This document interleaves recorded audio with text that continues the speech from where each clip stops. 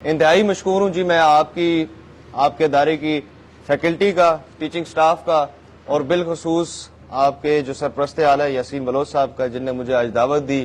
اتنے ذہین دماغوں کے درمیان میں کھڑا ہوں اور مجھے لب کشائی کا موقع ملا ہے۔ عزیز طلبہ، دیکھیں آپ اسٹوڈنٹس ہیں اور بالکل ہم عمر ہی ہیں، بیسیکلی اتنا کوئی ہمارے میں فرق بھی نہیں ہے۔ میں خود ابھی مجھے سال ڈیڑھ سال ہوا ہے کہ میں نے اپنی تعلیم کا سفر میرا ختم ہوا ہے اور میں پروفیشنل لائف میں آیا ہوں۔ تو یہ آپ کا ایک بڑا امپورٹنٹ فیز ہے جس سے آپ گزر رہے ہیں۔ دیکھیں جی، تعلیم، علم یہ ایک سفر کا نام ہے، یہ ہمیشہ جاری و ساری رہے گا۔ تعلیم کی بنیاد پہ قوم و ملک یا اونچائی کی طرف جاتے ہیں، آسمانوں کی طرف جاتے ہیں یا زوال پذیر ہوتے ہیں، اور اس طرح کی مثالیں ہمارے پاس پوری دنیا میں ہمیں ملتی ہیں۔ مسلمان علم اور تعلیم کے زیور سے ایک جزیرے سے، جزیرہ نمایاں عرب سے نکل کے پوری دنیا انہوں نے فتح کی۔ کہاں کہاں جا کر انہوں نے اپنا مقام نہیں پیدا کیا، اور اسی طرح دور حال میں بھی ہم دیکھ سکتے ہیں جو قومیں اور ممالک تعلیم کو ترجیح دے رہے ہیں، جن کے نوجوان تعلیم یافتہ ہیں، با کردار ہیں، باشعور ہیں، وہ آج دیکھیں ملک کدھر ہے۔ ایک وقت تھا جی کہ یورپ جو آج کے زمانے کا ویسٹرن سیولائزیشن کا پینیکل ہے، جدھر پوری دنیا مائگریٹ ہونا چاہتی ہے، ایک زمانہ ایسے بھی تھا کہ یورپ میں بھی سٹون ایج والے معاملات تھے۔ تو ادھر ایک دم تبدیلی کس طرح آئی؟ ادھر تبدیلی اس طرح آئی کہ جب ادھر کے لوگوں نے پڑھنا شروع کیا، نوجوانوں نے پڑھنا شروع کیا، انہوں نے علم حاصل کیا، تو گریٹ انلائٹمنٹ آئی۔ اس کے بعد سے 15ویں 16ویں صدی کے بعد یورپ میں بھی ترقی آنا شروع ہوئی، ورنہ اس سے پہلے یورپ کے جو زمانہ تھا اس کو ڈارک ایجز کہا جاتا تھا۔ آپ نے پڑھا ہی ہوگا، انڈسٹری ریولوشن آئی جو ہمارے برصغیر پہ بھی حکمرانی ہوئی۔ وہ کس سطح پہ ہوئی کہ انہوں نے ٹیکنالوجی کو اور اس کو استعمال کر کے اپنی برتری حاصل کی ہم پر۔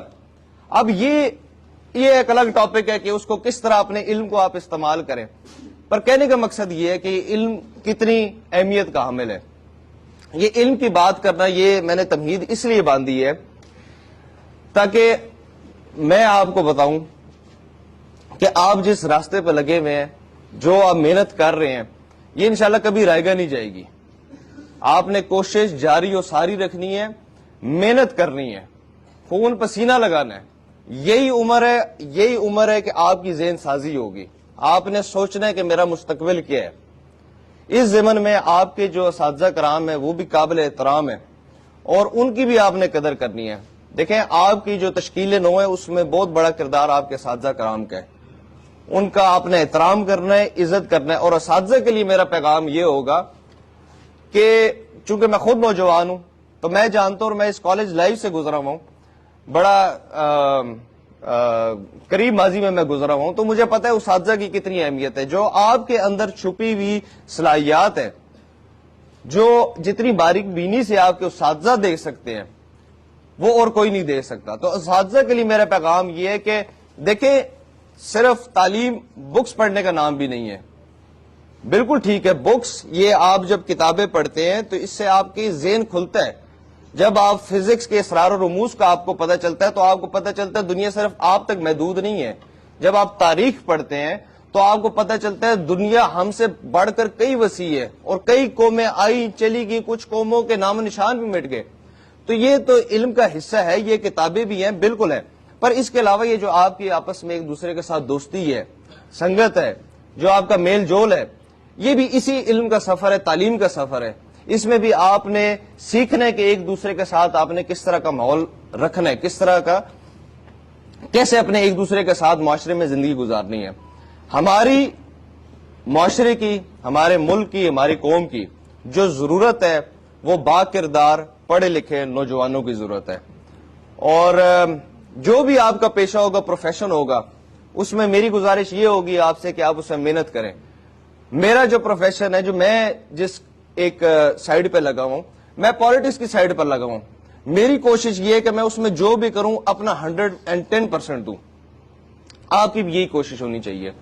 تو تو انشاءاللہ باقی دیکھیں ہمارا علاقہ پنڈ دادر خان ہے، اس میں بھی بیسیکلی کافی محرومی ہے ایک طور پہ آپ کی تعلیم کے لحاظ سے بھی. یہاں پہ جو آپ کا ادارہ ہے ماشاءاللہ بڑا ممتاز ادارہ ہے پاکستان کا جس میں آپ پڑھ رہے ہیں، پر چونکہ جو ہمارے حالات ہیں، آپ ایسے بھی لڑکے ہوں گے، لڑکے لڑکیاں بچے بچیاں ہوں گے جو جلال پور سے بھی آتے ہوں گے، کافی کٹھن سفر ہے جس روڈ سے آپ گزرتے ہیں. تو انشاءاللہ آپ کے بھائی کا یہ مشن ہوگا کہ آپ کے جو تعلیمی جتنے بھی معاملات ہیں ان کو اور آپ کے لیے سہل بنایا جائے. آپ کے لیے